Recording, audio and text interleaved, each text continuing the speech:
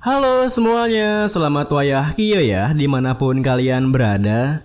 Kembali lagi bersama Mamang dan di video kali ini Mamang bakal memperkenalkan manhwa baru yang berjudul Sejenius Keluarga Jung. Manhwa ini merupakan karya dari autor Chong Siso dan juga JV yang digambar oleh artis Yeon Seung-gi dengan bergenre action, adventure, martial arts, dan murim. Manhwa ini menceritakan seseorang yang bernama Jung Yeon Shin, di mana ia terlahir dengan takdir yang sangat singkat, yang divonis tak dapat hidup lebih dari usia 20 tahun. Meskipun semua orang di keluarga meremehkan dirinya, kemampuannya cukup luar biasa sampai bisa menciptakan seni bela dirinya sendiri. Akan tetapi, suatu hari, Yeon Shin tersadar jika kisah hidupnya tak banyak lagi. Pada itulah, Jung Yeon Shin, seorang jenius yang sakit parah, akan memulai perjuangan untuk bertahan hidup. Dan sebelum kita mulai kisahnya, Mamang ingetin dulu ya, seperti manhwa sebelumnya, jika respon kalian kurang, manhwa ini akan di drop di part kelima nanti. So, mari kita mulakan kisahnya. Malam itu, di kediaman keluarga Jung di kota Sinye, nampak seorang tabib yang tengah mengecek keadaan bayi laki-laki yang baru saja lahir di keluarga itu. Di mana setelah beberapa saat mengeceknya, si tabib pun menghela napasnya berkata, bayi ini akan sulit bertahan hidup melebihi umur 20 tahun. Itulah konstitusi miliknya. Mendengar hal itu, kepala keluarga Jung sekaligus ayah dari bayi tersebut, Jung Dae-myung bertanya, apa ini hukuman dari surga? Kan anak ini membuat ibunya meninggal sewaktu kelahirannya. Melihat sikapnya yang seperti itu, si tabib pun mendejakkan lidahnya membalas, sulit dipercaya, kau mengatakan itu kepada tabib, dan tega sekali kau berkata seperti itu kepada anakmu sendiri yang akan mati muda. Medianya mirip dengan Naen Yen yang terputus. Ini pertama kalinya dalam hidupku melihat seseorang dengan titik akupuntur bayihu yang terbuka selebar ini. Tanpa pedulikan tingkah bayinya yang begitu lucu, pada Dae-myung yang tak bisa menerima kelahirannya karena buat istrinya meninggal pun bertanya, titik akupuntur bayihu? Apa maksudmu titik akupuntur yang ada di atas kepalanya? Si tabib pun berkata, iya, kalau titik akupuntur bayihu seseorang terlalu terbuka, maka umurnya tak akan lama. Orang-orang biasa menyebutnya Mikraj Dewa. Pada Dae-myung yang pernah mendengarnya pun membalas, Mikraj Dewa? Bukannya itu sesuatu yang sangat kuat yang dilakukan oleh penganut Tao ketika mereka pergi ke alam surga. Si tabib yang punya pendapat tersendiri menjelaskan, kau percaya omong kosong itu ya? Aku tidak tahu. Apa kau pernah mendengar soal Absolute Martial Master yang menggunakan meridian bagian atas kepala mereka atau tidak? Tetapi mereka menggunakan titik akupuntur bayihu. Yang disebut-sebut Mikraj Dewa adalah ketika seorang saking mabuknya ke energi hebat yang berasal dari surga dan bumi, kemudian mati karena tak bisa menahannya. Mendengar penjelasannya, Pak Dae-myung yang semakin menyalahkan kelahirannya pun bangkit dari duduknya berkata, begitu ya, sepertinya aku benar. Ini memang hukuman dari surga. Sudah waktunya kau pulang, tabib. Akan kupanggilkan kepala pelayan untuk memberimu pembayaranmu. Tentu saja, sikapnya yang seperti itu membuat tabib marah. Bagaimana bisa seorang ayah bersikap seperti itu pada anaknya sendiri? Hingga tabib pun pergi dari sana dengan kesalnya. Aku tak butuh uangmu. Bagaimana bisa kau menyebut dirimu seorang ayah? Saking kesalnya dengan hal itu, si tabib yang pergi tanpa pamit pun terus menggerutu di jalannya. Kalau saja dia besar di sekte ortodok dan faksi Demoni, kalau saja dia besar di kuil Shaolin, dia pasti bisa menggunakan 2 kali lipat 72 metode latihan elit milik kuil Shaolin. Tapi dia terlahir sebagai anak yang dibenci di tempat seperti itu. Dia akan mati muda tanpa kemungkinan hidup di pedesaan, kecuali dia mendapatkan pencerahan dengan usahanya sendiri. Tahun demi tahun pun berlalu. Beberapa dekade kemudian, di kediaman Jung, nampak memimpin keluarga mereka, Pak Dae-myung yang tengah mengadakan acara kecil-kecilan bersama anak-anaknya. Semenjak kematian ayahku, seorang murid di sekte Jongnan, Seon Gongja, menemukan klan ini. Aku mendedikasikan seluruh hidup untuk kebangkitan klan kita. Kalau klan kita menjadi terkenal di seluruh dunia, aku akan mewarisi ultimate teknik dari sekte Jongnan.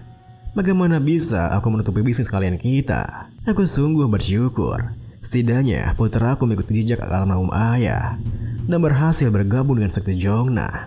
Semuanya, angkatlah gelas kalian. Dengan begitu, mereka pun menikmati acara syukuran itu dengan bersenda gurau dan juga berbincang-bincang. Meskipun begitu, melihat adanya satu kursi kosong di sana, salah satu putra keluarga Jung yang merasa aneh bertanya, "Ayah, Yeonsin belum datang juga ya?" Mendengar namanya, seketika itu juga Pak Demyung menyipitkan matanya berkata, "Aku menyuruhnya tetap di lapangan latihan. Lebih baik menyuntuknya tak hadir di acara yang menggembirakan ini. Dia hanya akan membawa pertanda buruk."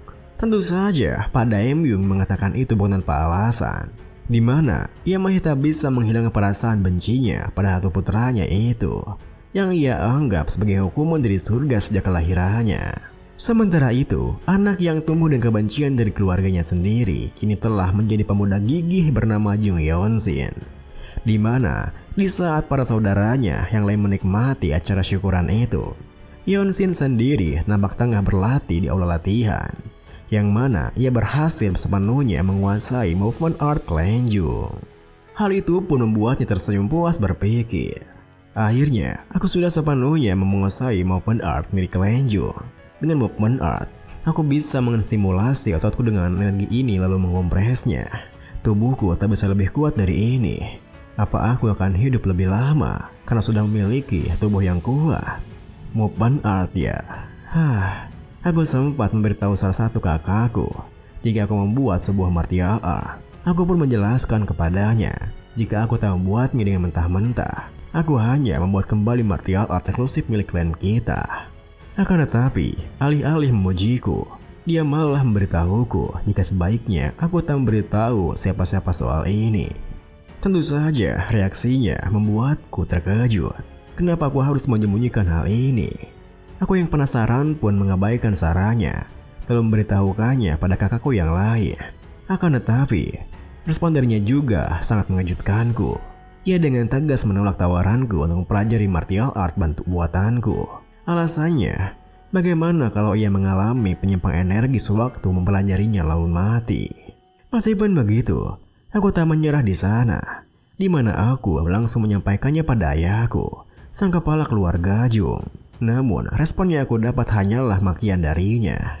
Ia bilang, beraninya aku merubah martial art eksklusif klan kita. Apa aku sudah gila? Apa aku pikir aku ini penemu klan atau semacamnya? Sejak hari itu, aku jarang berkomunikasi dengan mereka. Perkataannya yang waktu itu yang menyinggung penemu klan, seseorang yang menciptakan martial art, penemu dari grup seni bela diri, terus saja membekas di ingatanku. Aku tak pernah menganggap diriku seperti itu. Aku tak pernah kepikiran untuk menciptakan seni bela diri.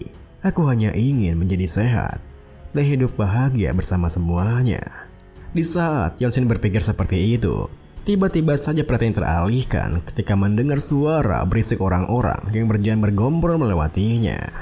Seketika itu juga Yeonsin teringat jika hari ini adalah hari di mana martial master dari sekte Jongnan berkunjung. Sekte Jongnan sendiri adalah salah satu dari 9 sekte besar di dunia. Mereka adalah salah satu di tembok kembar yang diketahui sebagai grup terkuat di Sangki bersama dengan sekte Monhua, tempat di mana Dewa Perpedangan berada.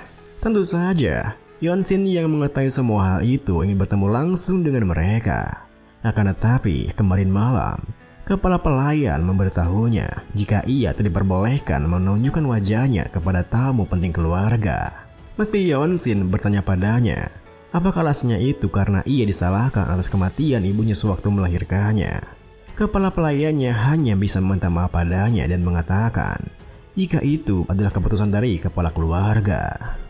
Tentu saja hal itu membuat Yeonsin tak bisa berbuat banyak. Akan tetapi, rasa penasarannya yang begitu besar membuat Yeonsin memutuskan mungkin tidak apa-apa jika ia melihat dari kejauhan. Karena ia yakin ia bisa mempelajari sesuatu dari ahlinya. Kemudian, di saat para anggota keluarga Jung telah berkumpul di depan pintu masuk kediamannya, di mana mereka bertanya-tanya siapakah yang akan datang mengunjungi mereka. Seseorang yang mereka tunggu-tunggu pun akhirnya tiba, di mana martial master sekte Jongnan mulai memasuki kediaman mereka. Seketika itu juga pandangan mereka semua tertuju pada seorang yang baru saja melangkahkan kakinya. Karena seorang yang mengunjungi mereka adalah sosok yang disebut dengan ras bangsawan. Tentu saja, Yeonsin yang baru pertama kali melihatnya pun tertegun. Dia menatapnya berpikir, oh, ras bangsawan ya. Di buku, mereka diketahui sebagai ras misterius yang dapat hidup selamanya. Manusia menganggap mereka sebagai dewa. Dan energi yang mengelilinginya itu adalah energi inti yang terkondensasi dalam tubuhnya yang keluar dari tubuhnya secara alami. Kemudian, meskipun sempat tertegun sebentar karena terpesona dengan keindahan yang dilihatnya, Pak Daemyung segera menyapanya dengan penuh hormat. Saya sungguh tersanjung. Anda datang mengunjungi klien rendah kami.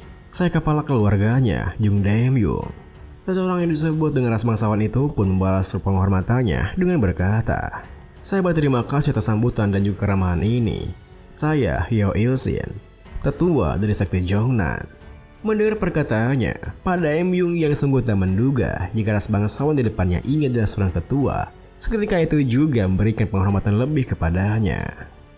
Maafkan hamba, karena tidak mengenali dewi yang ada di hadapan hamba saat ini. Melihat tingkahnya yang seperti itu, bahkan ada yang sampai bersujud di sana. Tonareo yang merasa tak nyaman pun berkata, tolong angkat kepala Anda. Saya datang kemari bukan untuk menyombongkan status saya. Pak Daemyung yang merasa gugup pun membalas, Anda sudah datang jauh-jauh. Maafkan atas ketidaksopanan saya. Saya tak menyangka saya telah membiarkan Dewi Pedang dari sekte Jongnan menunggu di luar. Saya akan menjamu Anda di dalam. Dengan begitu, bersamaan dengan Nona Yeo yang melangkah masuk dipandu oleh Pak Daemyung, Yeonsin yang penasaran sudah berapa lama Nona Yeo hidup, karena ia adalah ras bangsawan yang juga tetua sekte Jongnan, terus saja memperhatikannya. Hingga akhirnya Nona Yeo yang menjadi tatapannya pun balik menatapnya, yang membuat Yeonsin segera menunjukkan hormatnya. Namun, di saat Yeonsin melakukan itu, Pak Daemyung yang tak sengaja melihatnya berkata, oh, anak itu adalah putra ketigaku. Seketika itu juga, bersama dengan Yeonsin yang pergi dari sana karena tak ingin kena marah, Nona Yeo pun tersenyum membalas. Matanya sungguh bersinar. Dia terlihat begitu cerdas. Pak Daemyung yang merasa semakin gugup karena Yeonsin pergi dari sana begitu saja menimpali. Mohon ampuni saya. Putra ketigaku tidak begitu sopan. Memang memalukan, tapi dia membuat onar di keluarga kami. Tentu saja perkataannya membuat Nona Yeo merasa aneh, karena apa yang dikatakannya tak seperti kesan pertama yang ia dapatkan ketika melihat Yeonsin. Kemudian, Yeonsin yang kembali ke aula latihan pun segera mengambil pedangnya sembari bergumam, aku mendapatkan perspektif baru setelah melihat energi dari Martial Master sekte Jongnan. Aku tak punya hal lain lagi yang bisa aku ubah dari movement art Kelenjung, dan bertanya-tanya tentang apa yang harus aku ilati. Sepertinya akan bagus untuk mulai berlatih menggunakan pedang. Dan saat kemudian, setelah berbincang-bincang sebentar dengan Pak Daemyung, Nona Yeo diberikan kamar sendiri pun untuk beristirahat, nampak tengah mengobrol dengan kedua bawahannya. Sebut saja Cliff dan Fizz. Tempat ini lebih bagus dari dugaanku. Ya, kau benar bre. Dengan energi sebumi sebesar ini, suku Tiransword pasti akan mengingat tempat ini. Mendengar perkataan mereka, Nona Yeo yang nampak begitu anggun pun berkata, mereka pasti akan mendatangi tempat ini. Jadi sebaiknya kita melancarkan strategi di keserangan Bali. Tapi itu tidak akan berakhir dengan pengoboran klan ini. Cliff yang penasaran bertanya, apa kita tak bisa menyerang dan menghancurkan mereka sebelum mereka menyeberangi tembok? Nona Yeo yang merasa kan baik jika itu terjadi pun menegaskan, 13 langit di dalam suku Tiransword, mereka adalah kelompok paling menyusahkan. Jangan pernah lengah dan fokuskan saud aura kalian. Dengan begitu, bersama dengan Cliff yang mengangguk mengiyakannya, Nona Yeo pun meminum tehnya sembari berpikir, aku terus mengingat anak itu tadi. Dia yang paling menarik perhatian di antara yang lainnya. Sungguh anak yang aneh. Beberapa jam kemudian, di tengah malam yang begitu sunyi, Yeonsin yang tengah bermeditasi di kamarnya pun berpikir, aneh, kenapa aku pun terbaikku begitu terbuka? Padahal aku tak bisa meditasi selama berapa tahun. karena fokus melatih tubuhku melalui movement art Kelenju.